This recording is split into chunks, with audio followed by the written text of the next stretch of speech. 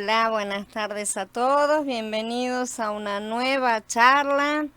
Hola Aníbal, hola Raúl, hola Alfonso, bienvenido. Hola Gaby, Nico, Blanca, hola Jorge, Mariel, Magnolia, Eliana. Bienvenidos a todos a esta nueva charla. Hoy vamos a hablar un poco acerca del conflicto cósmico terrenal en su primera parte.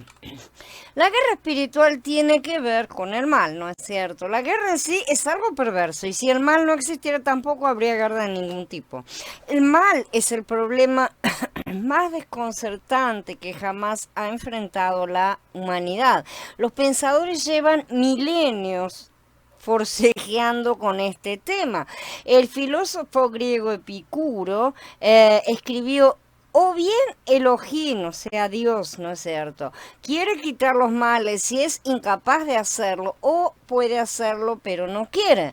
Quizás ni quiere ni puede, o tal vez quiere y puede. Si quiere pero no puede, es débil, lo cual no concuerda con su carácter. Si puede pero no quiere, es envidioso, algo que también está en desacuerdo con él. Si no quiere ni puede, es tanto débil como envidioso y por lo tanto no es Elohim. Pero si quiere y puede, que es lo único que resulta apropiado para él, ¿de dónde vienen entonces los males? ¿O por qué no los quita? Esta es una pregunta que se han hecho muchísimos, millones de ateos e incrédulos y creo que todos hemos escuchado alguna vez esta pregunta. Este fue el problema que mantuvo a C.S. Lewis, el autor de las Crónicas de Narnia, más conocidos por esos libros, ¿no es cierto? Encadenado al ateísmo durante la mayor parte de su vida. Finalmente él se convirtió. Lewis escribió acerca de este dilema en un libro, El problema del dolor, donde narrando su antigua defensa del pensamiento ateísta, o sea, explica por qué él pensaba de esa manera. Él describe gráficamente el mal y el infortunio a los cuales se enfrentan a todos los seres humanos y concluye diciendo: si me pide que crea que esto es obra de un Ruach benigno y omnipotente, responderé que todas las pruebas apuntan en sentido contrario. O no hay Ruach detrás del universo, o es un Ruach indiferente al bien y al mal, o es un Ruach perverso. Y la respuesta de Lewis, del propio Lewis, que mucho tiempo después se convirtió a su manera de pensar antigua, ¿no es cierto?, es interesante. Dice así: nunca había notado que la misma fuerza y facilismo del argumento del pesimista nos plantean de inmediato un problema. Si el universo es tan malo, o inclusive la mitad de malo de lo que la gente dice, ¿cómo pudieron jamás los seres humanos llegar a atribuirlos a la actividad de un creador sabio y bueno? Tal vez los hombres sean necios, pero no hasta ese punto. De modo que inferir la bondad y la sabiduría de un creador a partir del curso de los acontecimientos de este mundo hubiera sido siempre igualmente absurdo, ¿sí? Y jamás fue así. La religión tiene un origen distinto. El problema del mal es obviamente más agudo para el teísmo que para cualquier otra clase de filosofía o teología, ¿sí? Porque en caso de que no se pudiera llegar a resolver, el teísmo debe ser abandonado, o sea, la creencia en un Dios. Y puede ser retenido por la fe en la esperanza de una futura y hasta el momento. O sea, decir, bueno, por ahora no se puede, ¿no es cierto? En el futuro se va a resolver, pero así se va a resolver como una cosa que es un misterio completamente, ¿no es cierto? Tal vez la dimensión más compleja y profunda de la concepción de la realidad presente como una guerra espiritual tenga que ver con el origen de este conflicto. Este no comenzó en la tierra con la caída, como dejan bien claro las escrituras. Se originó tal vez en algún lugar o momento del reino celestial, evidentemente antes del pecado del hombre. Parece que ese es el caso, ¿no es cierto? A pesar de que tenemos que entresacar de entre las escrituras esas cosas, ese parece ser el caso. El Tanakh sugiere con claridad una rebelión cósmica contra el gobierno de Elohim mediante su frecuente referencia a seres malignos sobrenaturales que buscan hacer daño a los hombres y apartarlos de una vía de obediencia al Adón. No podemos comenzar por Bereshit 3, ya que la serpiente que tienta a Java en ningún lugar del Tanaj se describe como un ser sobrenatural. No está descrito como nada sobrenatural. El Berihadashá, en cambio, la identifica como Hasatán, ¿no es cierto? Y la serpiente. En Corintiim Bet, en Hegalut. Una cosa es cierta, cuando los maestros judíos leían y explicaban Bereshit 3 a sus oyentes, al menos en la época del período intertestamentario entre los dos testamentos, ¿sí?, identificaban a la serpiente con Hasatán. La interpretación que da el Berihadashá de la caída del hombre y la de los judíos es idéntica en este punto. En eso no hay discusiones, no difieren nada. En que las referencias a Hasatán no sean tan frecuentes en el Tanaj como en el Nuevo, se menciona a Hasatán varias veces. Una vez en Divrei Hayamim Aleph, 14 en el libro de Job, que tiene bastante preponderancia, ¿no es cierto? En el Mismor también, en el Mismor 109 y 3 veces en Sejaría. Vamos a estudiar un poco el modelo del ataque de Hasatán. Este pasaje, la primera ocasión en la que se menciona por nombre, por su nombre o título, mejor dicho, sabemos que Hasatán es un título, a Hasatán es justamente en Divrei Hayamim Aleph, en el capítulo 21, esto es Crónicas, ¿no es cierto? Este pasaje revela el intento de Hasatán de arrastrar a David, un hombre de Elohim, a la desobediencia. Satán se levantó contra Israel e incitó a David a que hiciera un censo de Israel. Este pasaje sugiere una forma o patrón de actuación de Hasatán contra la humanidad que se repite a lo largo de toda la escritura. Sí, puede observarse en el transcurso de la historia y es experimentado tanto por creyentes como por no creyentes en cualquier parte hoy en día. En esta forma de actuar podemos ver la estrategia más importante de Hasatán, su objetivo principal y su propósito básico. En primer lugar, la estrategia es engañar. O sea, ahí descubrimos la estrategia más importante de Hasatán, de la tentación, es el engaño. David, como su predecesora Javá, ¿no es cierto?, no tenía ni idea del origen de los pensamientos que de repente aparecieron en su mente. De repente se le ocurrió hacer eso. Y al meditar en ellos le parecieron correctos, lógicos y necesarios y decidió seguir adelante con su plan. Lo que David se proponía estaba mal, tanto que el propio Joab, comandante de su ejército, que no era ningún santo, vio el error de su decisión y expresó su oposición. David le dijo a Joab y a los comandantes del ejército: vayan y cuenten a Israel desde Beersheba hasta Dan y tráiganme la información de su número. Joab respondió: que Yahweh aumente su pueblo 100 veces más, mi amo el rey. ¿No son todos súbditos de mi amo? ¿Para qué requiere eso mi amo? ¿Por qué ha de ser motivo de culpabilidad para Israel? Pero la orden del rey a Joab permaneció firme, de modo que Joab salió y recorrió todo Israel y luego regresó a Jerusalén. Joab le informó a David el resultado del censo del pueblo. Entonces el censo fue realizado. Estaba tan mal que cuando el juicio de Elohim cayó sobre Israel, David supo inmediatamente que había sido culpa suya y enseguida se arrepintió de su pecado confesando. David le dijo a Elohim: he pecado gravemente al haber hecho esto. Por favor, quita la culpa de tu siervo porque he actuado neciamente. Aquí descubrimos lo que encontraremos a través de todas las escrituras. El pecado humano siempre tiene un origen doble.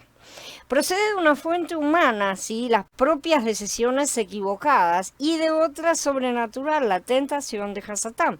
Hasatán es quien planta en la mente y el corazón del hombre la semilla de los malos pensamientos e imaginaciones, intensificando el mal que ya hay en él. Él no viene a poner ningún mal, ya está ahí adentro, ¿no es cierto? Hola Maribel, bienvenida. Ya está el mal ahí. Hasatán no viene a poner el mal, porque ya lo plantó en su momento, ¿no es cierto? Viene a incitarlo porque lo conoce perfectamente, sabe lo que está ahí adentro. Esto aparece, está explicado en muchísimos pasoquín en las escrituras. Las escrituras realmente hablan mucho del engaño. En hebreo la palabra es tormá, tarmut o tarmit, ¿no es cierto? Son tres formas de una misma palabra que deriva de ramá, la raíz del verbo, para nosotros sería un verbo, es ramá, que significa lanzar flechas o dardos, ¿no es cierto? El flechero, recuérdenlo siempre, siempre es Hasatán, el flechero es Hasatán. Y o bien también otra palabra que se utiliza es mirmá, remillá, ¿sí? Todas también derivadas de la misma raíz, de esta misma raíz rama, o sea que todas vienen de lanzar dardos, son dardos los que se reciben en este caso, ¿sí? Esos son los engaños son flechas lanzadas. Sheker, que viene de shakar, también es engaño o mentira, falsedad, ¿sí? Y también está la palabra kasab y shab de yo. Estas son diferentes palabras que podemos llegar a encontrar en las escrituras traducidas como mentira, falsedad, engaño, eso depende de las traducciones obviamente.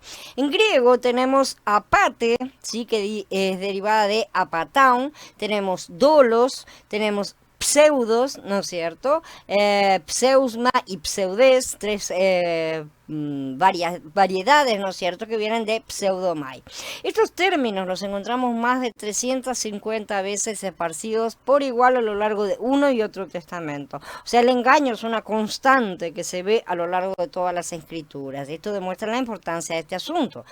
Vine dice que engañar significa en esencia dar una falsa impresión. Esta es la forma que Hasatán se acerca a la gente y sin duda así fue como se aproximó al principio a sus congéneres, o sea, a los malajim, para engañarlos y hacerlos caer, ¿no es cierto? Porque se dice, ¿no es cierto?, no es de maravillarse porque el Satán mismo se disfraza como mensajero de luz. En Conitim Bet, en capítulo 11.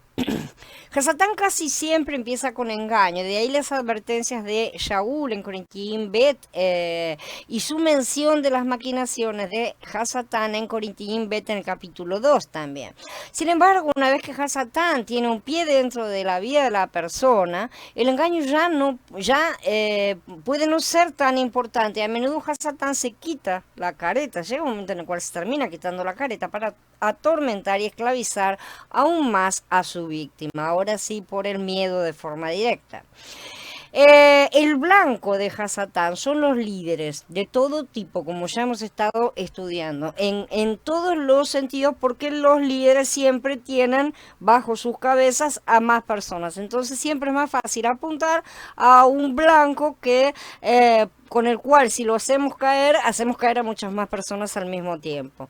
Entonces, este es es su blanco, verdaderamente. En el caso de aquellos que no aman a nuestro Elohim, los ataca con engaño en todo nivel de liderazgo, ¿sí? Líderes políticos, militares, económicos, educativos, sociales, religiosos, familiares, lo que sea. Todos esos líderes se convierten en el objetivo de sus falsedades. ¿Por qué? Porque son los que están en puesto de control del destino de la humanidad, mayores o menores cantidades de personas, ¿no es cierto? Y son útiles para sus fines. A través de ellos, Hasatán obtiene el control de toda la sociedad para implementar sus planes de condicionamiento mental, control y destrucción. Está escrito: heriré al pastor y se dispersarán las ovejas del rebaño, dice Matilla. Esto no es solamente algo que habla acerca de lo que sucedería, ¿no es cierto?, proféticamente como Mashiach, sino que es un modus operandi también, ¿no es cierto? Si herimos al pastor, las ovejas se dispersan. Esa es la forma, ¿no es cierto? Herimos la cabeza y se dispersa todo el resto del cuerpo, se cae el cuerpo. Si cortamos la cabeza a un cuerpo, directamente el cuerpo muere completamente, ¿no es cierto? Entonces esa es la forma de ataque de Hasatán. Alguien ha expresado que si peca un hombre solitario, solo él se ve afectado. Si peca un hombre de familia, su acción afecta a toda su casa, a pesar de que su casa no lo acompañe. No importa si lo acompaña o no, de cualquier manera, ese pecado recae sobre la casa. Si el pecado lo comete un dirigente local, toda la comunidad se resiente. Si es el líder que gobierna una determinada estructura social, toda la sociedad sufre consecuencias. ¿Sí? Si se trata de un dirigente nacional, su pecado afecta a toda la nación. Y si el culpable es un líder mundial, todo el mundo resulta dañado, ¿no es cierto? ¿Quién puede olvidar a Hitler, por ejemplo? Por así decir, ¿cómo pueden llegar a afectar las cosas, a dañar a millones de personas, verdaderamente? Entonces, no importa la cantidad de personas que estén por debajo, pero todos los líderes tienen debajo suyo, de cierta forma, todas las cabezas, por decirlo de mejor manera, más bíblica, tienen debajo suyo personas de las cuales son responsables o a las cuales van a afectar con sus decisiones, sea para bien o para mal. Cuando peca un líder del pueblo de Elohim, es posible que una congregación, una institución, un hogar, porque también afecta a su propio hogar, ¿no es cierto?, resulten dañados o hasta paralizados. Si ese líder es el Papa, entonces ¿qué? ¿No es cierto? Tenemos millones de personas paralizadas justamente. Y si ese líder o líderes son los que trabajan para el ecumenismo satánico, ¿quién puede argumentar a estas cosas? ¿Sí? ¿Y qué tal si hablamos de los dirigentes políticos de las naciones que ya casi todos han abandonado y rechazado las prácticas bíblicas que en una época formaban parte de las constituciones? ¿Sí? Algunos inclusive para colocar directamente como regiones oficiales regiones que son satánicas como el vudú en Haití. ¿Mm? Todos somos en cierta medida víctimas de los actos pecaminosos de dirigentes utilizados por Hasatán para el descrédito de la congregación de Elohim. En tercer lugar, el propósito. El propósito es la deshonra, ¿sí? Este es el principal propósito del engaño de Hasatá, deshonrar a Elohim, trayendo vergüenza e incluso juicios sobre sus hijos, para que el mundo los vea como algo despreciable. Mediante el engaño de su dirigente de David, ¿no es cierto?, Hasatán llevó vergüenza sobre el pueblo de Elohim y también provocó de manera indirecta el juicio justo del Adón sobre sus propios hijos. De modo que en esta primera aparición de Hasatán, con explícita mención de su nombre o de su título, descubrimos que descubrimos en la escritura, los rasgos principales de las perversas maquinaciones que este ente realiza contra Elohim y su pueblo. Hasatán es un engañador que busca seducir a los líderes del Adón para que cometan actos de desobediencia en su contra. También extiende esto a todos los líderes, ¿sí?, a los de las naciones, o sea, a todos los que no creen necesariamente, porque ellos al no creer en Yahweh, ya están en sus manos, ¿no es cierto?, y sirven a sus maquinaciones, como dijimos. El objeto de su existencia es deshonrar a Elohim y perjudicar evidentemente a su pueblo, a lo que él ama. Lo que declara el resto de las escrituras con relación al satanismo no es más que una ampliación de estas características principales del campo sobrenatural maligno. La creencia en los malos espíritus, algo universal en la antigüedad. Como revela un estudio de historia antigua, en el mundo del Tanaj, la creencia en alguna forma de sobrenaturalismo perverso era universal. Todos conocían había todo un panteón de entidades malignas. El doctor Unger escribe: la historia de las diversas religiones desde los tiempos más primitivos revela que la creencia en Hasatán y en los demonios era algo universal. Según las escrituras, la degeneración del monoteísmo dio como resultado el enceguecimiento de los hombres por Hasatán y las formas más degradantes de idolatría, como mencionan Romani y Corinthín Bet. Para el tiempo de Abraham, aproximadamente 2000 años antes de la era común, la humanidad se había hundido en un grosero politeísmo plagado de espíritus malos. Los hechizos, encantamientos, textos mágicos, exorcismos y diversos tipos de fenómenos malignos abundan en los descubrimientos arqueológicos de Sumeria y Babel. La antigüedad egipcia, siria, caldea, griega y romana es rica en manifestaciones demoníacas. Lo sabemos perfectamente, ¿no es cierto? Simplemente mirando sus estatuas o pinturas o lo que ha sobrado, ¿no es cierto?, de su arte. Las deidades adoradas eran demonios invisibles representados por ídolos e imágenes materiales. De hecho, la palabra daemon en el griego, ¿no es cierto?, no significa necesariamente, para la cultura griega, no significaba una cosa maligna, sino que significaba un espíritu, podía haber del bien o del mal, ¿no es cierto? Bienvenida, Mónica. Más adelante Unger afirma también que el cristianismo primitivo rescataba a sus convertidos de los grilletes de Hasatán y los demonios, como indica Efesillín y Colasillín, y en una medida asombrosa la historia de la religión es un relato de creencias controladas por demonios, particularmente en su choque con la fe hebrea y luego con el cristianismo.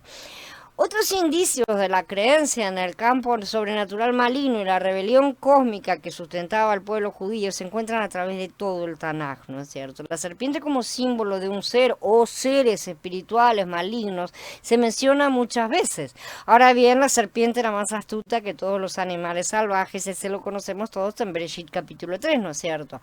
Pero también tenemos en Iyov, otro bastante conocido. Un día los hijos de Elohim se presentaron delante de Yahweh y el Satán vino junto con ellos. Y que los que le echan hechizos al día la condenan, los que están preparados para incapacitar al Liviatán, también está mencionado en el libro de Iyov. Liviatán es también llamado la serpiente tortuosa. Puede sacar al Liviatán con un anzuelo, puede sujetar su lengua con una cuerda, dicen en el capítulo 41 también de Iyov. En el Mismor 74, tú aplastaste las cabezas del Leviatán y lo diste por comida a los habitantes del desierto. Ahí van los barcos y el Leviatán que formaste para jugar allí, ¿no es cierto? En ese día, Yahweh castigará con espada dura, grande y fuerte, al Leviatán, la serpiente huidiza, y al Leviatán, la serpiente tortuosa. Matará al monstruo del mar, dice en Yeshaya en el capítulo 27. De manera que se lo llama siempre como la serpiente. Está perfectamente identificado mucho más, ¿no es cierto? Como sabemos, en Gilgalú, que es llamado Hasatán, la antigua serpiente. Entonces se nos da la identificación de un personaje junto con el otro. Hola, Carla.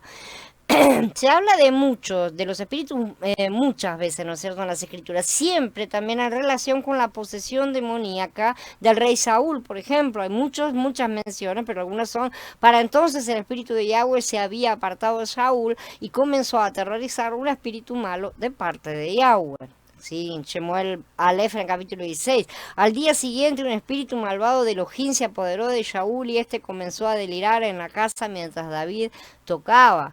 Entonces vino un espíritu malo de Yahweh sobre Shaul mientras estaba sentado en su casa con su lanza en la mano, que es la vez que le tira la lanza a David y no le acierta.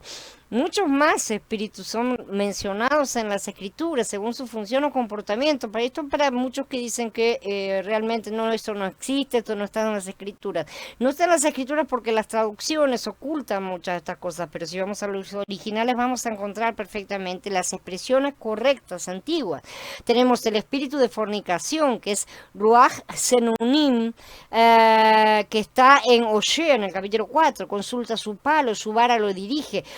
Y estas, bueno, justamente, como ya les digo, las traducciones a veces se esconden. Acá dice, un espíritu prostituido los ha hecho errar. Y la palabra es justamente un espíritu de fornicación. Tenemos el espíritu de soberbia, que es Goaj Roaj, ¿sí? Antes del quebrantamiento es la soberbia y antes de la caída la altivez de espíritu, en Misley 16. El espíritu de mentiras, Ruach Sheker, ¿sí? Cuando en Dibrei Hayamim Bet dice, él respondió, saldré y me volveré un espíritu de mentira en la boca de todos sus profetas. El espíritu perverso de vértigo, que puede ser traducido como un espíritu de mareo o de confusión, que es Ruach y Vim.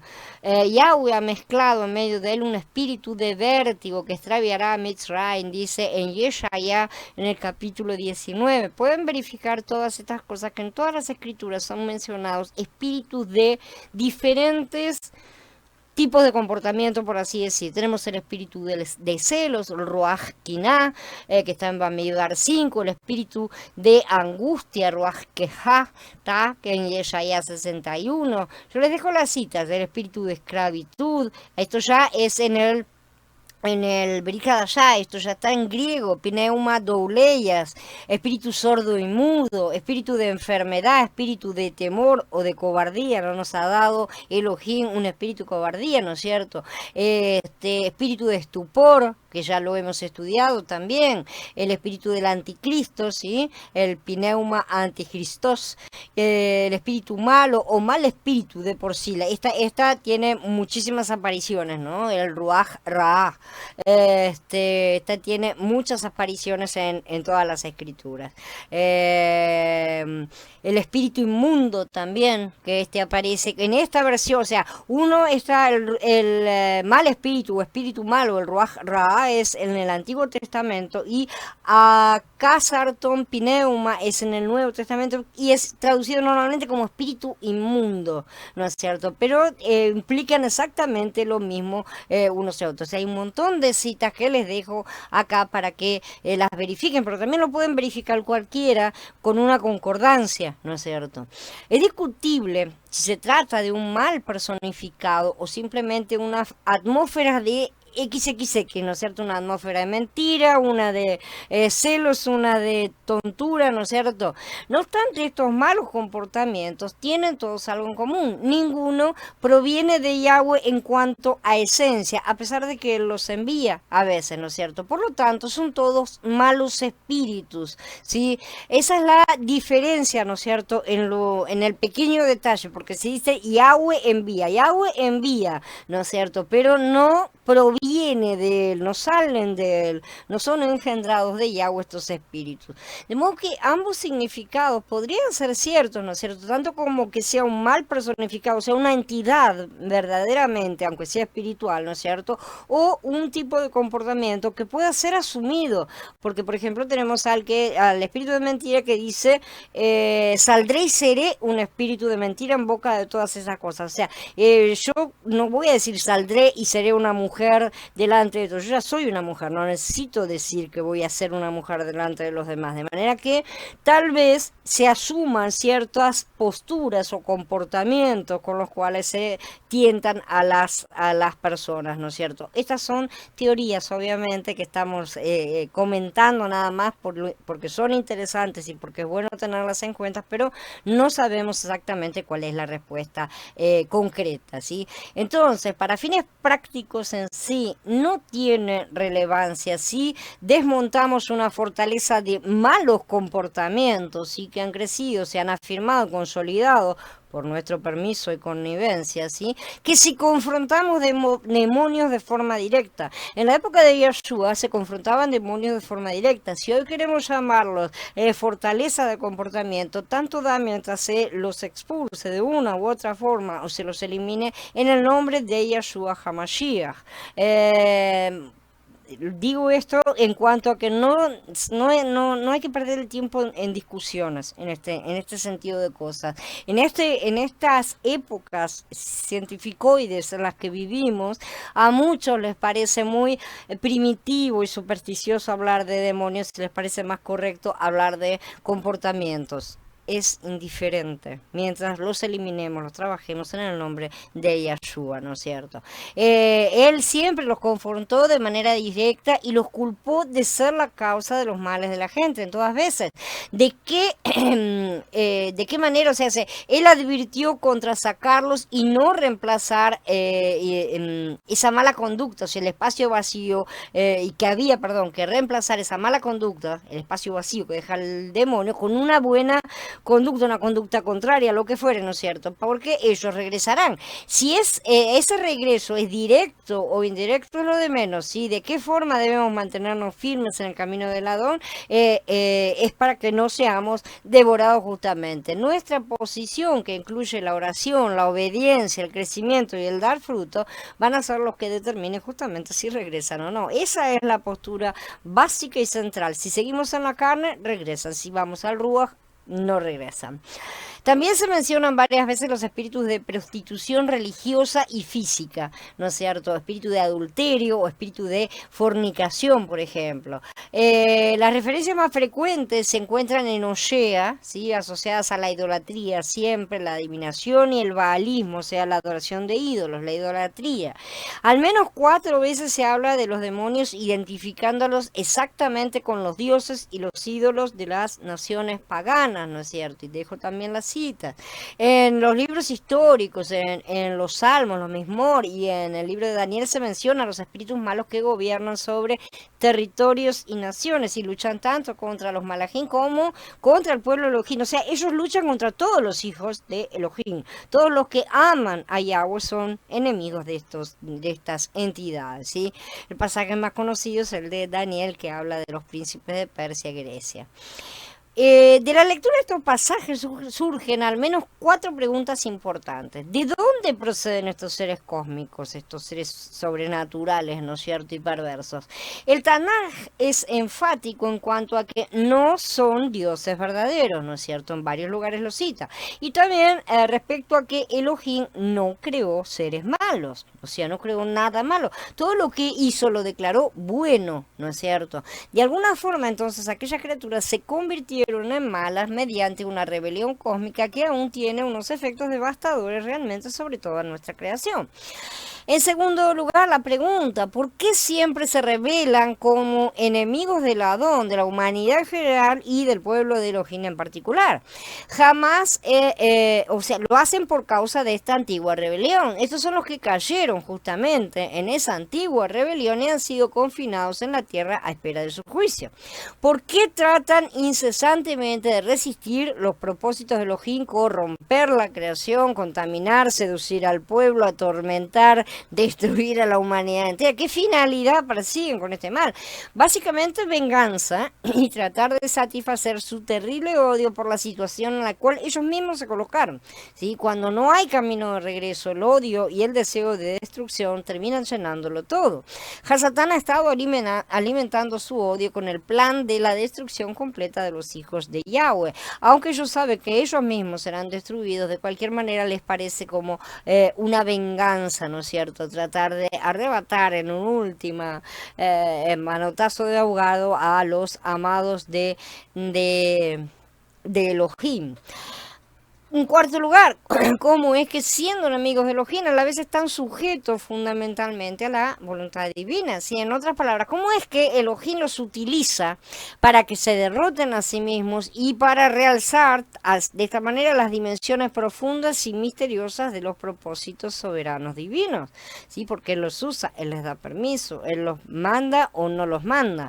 Ellos han sido, como dijimos, confinados a esta tierra y el ser humano caído también. Esto es como una gran prisión.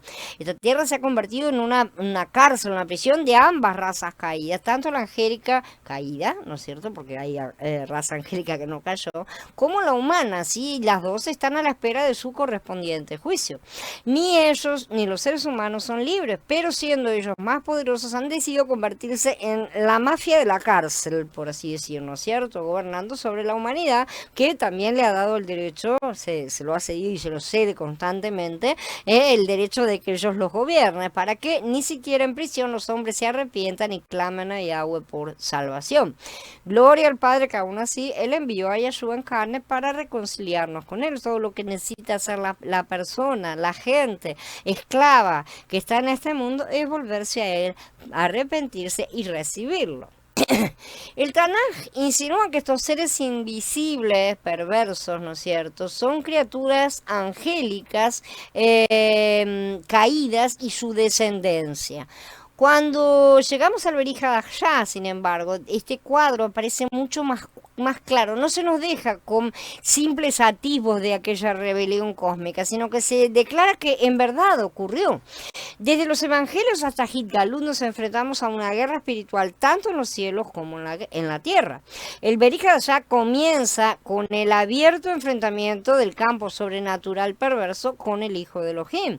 En el primer capítulo de Mordejai, de Marcos, ¿sí?, Yahshua confronta a Hasatán en su tentación de los 40 días en el desierto. Y habiendo vencido en esa fase inicial y en muchos aspectos, no solo fue una decisiva batalla, el Adón empezó su ministerio público. La resistencia demoníaca interrumpe su ministerio en la sinagoga también. Yahshua silencia y despacha rápidamente a los enojados y temerosos espíritus cuando dice cállate y sal de él, ¿no es cierto? En el mismo capítulo, a la mañana siguiente, antes de que saliera el sol, vemos a Mashiach confrontando y expulsando demonios desde bien entrada la noche, como dice. Te dejo todos los links con los pasukim para que los verifiquen. Al otro día, después de su intensa actividad nocturna, ¿no?, porque estuvo trabajando, ¿no?, empieza su ministerio itinerante, visita las sinagogas de una ciudad a otra ciudad, ¿no? Se va pasando de ciudad en ciudad, y Mordejai nos cuenta que en ella Yahshua realizaba una doble actividad: predicaba y echaba fuera demonios. Esas eran las dos cosas que Yeshua hacía.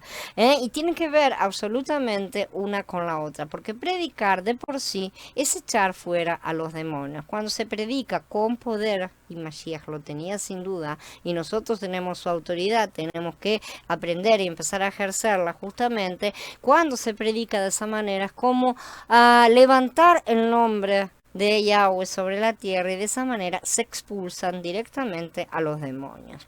O sea que estábamos en un mundo de conflicto espiritual. Todo el Bericada ya está lleno de este tipo de actividad. Cuando comienza el relato de Yahanan, por primera vez la escritura nos habla claramente del origen del mal. En Yahanan, en el capítulo 8, Yahshua explica que empezó con Hasatán. También nos dice que él vino a atar a Hasatán, a romper su poder y a libertar a los que Hasatán mantenía cautivos. Se le entregó el rollo del profeta Yeshaya, y cuando abrió el rollo encontró el lugar donde estaba escrito: el espíritu de Yahweh está sobre mí, porque me ha ungido para anunciar buenas nuevas a los pobres, me ha enviado para proclamar libertad a los cautivos y vista a los ciegos, para poner en libertad a los oprimidos y para proclamar el año agradable de Yahweh. Esto está en el capítulo 4 de Lucas. Entonces le trajeron un endemoniado, ciego y mudo, y lo sanó, de manera que el mudo hablaba y veía. Toda la gente estaba atónita y decía: ¿no será este el hijo de David? Pero al oírlo, los fariseos dijeron: este no echa fuera a los demonios sino por Baal-Zebub, el príncipe de los demonios. Pero como Yahshua conocía sus pensamientos, les dijo: todo reino dividido contra sí mismo está arruinado, y ninguna ciudad o casa dividida contra sí misma permanecerá. Si el Satán echa fuera al Satán, contra sí mismo está dividido. ¿Cómo entonces permanecerá en pie su reino? Y si yo echo fuera los demonios por Baal-Zebub, ¿por quién los echan fuera los hijos de ustedes? Por tanto, ellos serán sus jueces. Pero si es por el espíritu de Elohim que yo echo fuera a los demonios, ciertamente ha llegado a ustedes el reino de Elohim. Porque ¿cómo puede alguien entrar en la casa de un hombre fuerte y saquear sus bienes a menos que primero ate al hombre fuerte? Entonces saqueará su casa. Esto está en el capítulo 12 de Matías. Yahshua revela que Hasatán es el gobernante de un poderoso reino de maldad y que tiene sus propios malajim perversos, como Elohim también tiene a los santos suyos, ¿no es cierto? Entonces le dirá también a los de su izquierda: apártense de mí, malditos, al fuego eterno preparado para el acusador y sus malajim. Enseguida descubrimos que son los mismos espíritus demoníacos que atan y oprimen a los hombres, ¿no es cierto? En Matías, que ya citamos, dice, como por ejemplo, todo eso que citamos, y en Lucas también, perdón, dice: a esta, que es hija de Abraham, a quien el Satán ha tenido atada por 18 años, no se le iba a desatar de su ligadura en el día de Shabbat. Esa mujer estaba atada con una ligadura por el Satán. Eso lo dijo el propio Yahshua. Apareció otra señal en el cielo: vi un gran dragón rojo que tenía 7 cabezas y 10 cuernos, y en sus cabezas tenía 7 diademas. Su cola arrastraba la tercera parte de las estrellas del cielo y las arrojó sobre la tierra. El dragón se puso de pie delante de la mujer que estaba por dar a luz para devorar a su hijo en cuanto lo hubiera dado a luz. Ella dio a luz un hijo varón que ha de guiar todas las naciones con cetro de hierro. Y su hijo fue arrebatado ante Elohim y su trono. Y la mujer huyó al desierto, donde tenía un lugar que Elohim había preparado para que la alimentaran allí durante 1260 días. Y estalló entonces una guerra en el cielo. Micael y sus mensajeros pelearon contra el dragón, y el dragón y sus mensajeros pelearon, pero no prevalecieron, y se halló más el lugar de ellos en el cielo. Arrojaron al gran dragón, la serpiente antigua que se llama el acusador y el Satán, el cual engaña a todo el mundo. Lo arrojaron a la tierra, y a sus mensajeros los arrojaron con él. Oí una gran voz en el cielo que decía: ahora ha llegado la salvación y el poder y el reino de nuestro Elohim y la autoridad de su Mashiach, porque han arrojado al acusador de nuestros hermanos, el que los acusaba día y noche delante de nuestro Elohim. Refaim. Y ellos lo han vencido por causa de la sangre del Cordero y del mensaje del testimonio de ellos, porque no amaron sus vidas hasta la muerte. Por esto alégrense cielos y los que habitan en ellos. Ay de la tierra y del mar, porque el acusador ha descendido a ustedes y tiene gran ira sabiendo que le queda poco tiempo. Cuando el dragón vio que lo habían arrojado a la tierra, persiguió a la mujer que había dado a luz al hijo varón. Pero se le dieron a la mujer 2 alas de gran águila para volar de la presencia de la serpiente al desierto, a su lugar donde recibe alimento por un tiempo y tiempos y la mitad de un tiempo. Tras la mujer, la serpiente echó de su boca agua como un río para que el torrente la arrastrara. Pero la tierra ayudó a la mujer, la tierra abrió su boca y se tragó por completo al río que el dragón había echado de su boca. Entonces el dragón se enfureció contra la mujer y se fue para hacer guerra contra los demás descendientes de ella, quienes guardan los mandamientos de Yahweh y tienen el testimonio de Yahshua el Mashiach. Y él se puso de pie sobre la arena del mar. Vi que subía del mar una bestia que tenía 10 cuernos y 7 cabezas. Sobre los 10 cuernos tenía 10 diademas y sobre sus cabezas había un nombre blasfemo. Esto está en el capítulo 12, del 3 al 17 de Gilgalud, y en el 13, en el comienzo del 13, que está mal separado verdaderamente. Entonces todas estas cosas deben dejarnos alertas a esta batalla de la cual vamos a continuar ocupándonos en breve. Bueno, habiendo terminado ahora, los espero a todos en la charla del Skype para hablar un poco acerca de estas cosas. Shalom, hermanos, nos vemos en 5 minutos.